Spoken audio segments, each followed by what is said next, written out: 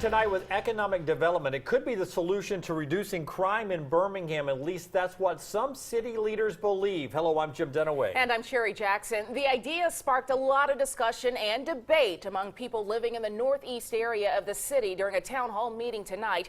CBS 42 News reporter Stefan Diegel attended that meeting. He joins us now live in Birmingham with what they had to say. Stefan?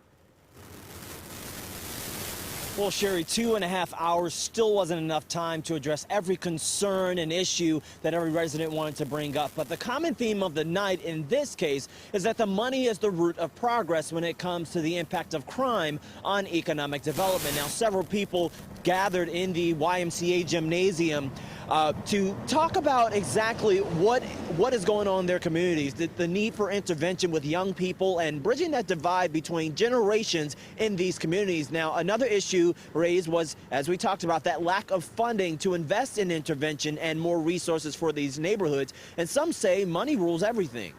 We don't get the money we deserve to our communities because I feel like the big wigs, the ones who make the calls, feel like it would be a waste, you know, because if they invest in young men and women or older men and women who don't even invest in ourselves, what good would that be? The destruction of the family in our community is the biggest problem overall.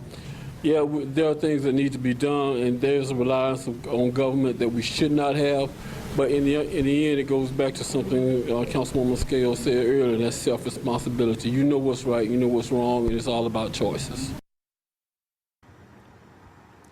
Choices and so many intertwining parts to an ongoing problem in our city that's been going on for quite some time now. Tonight's town hall was the first of many more to come in District 1 to hopefully make a dent in what seems to be a recurring problem. We're live in Birmingham tonight. Stefan Diegel, CBS 42 News, local coverage you can count on.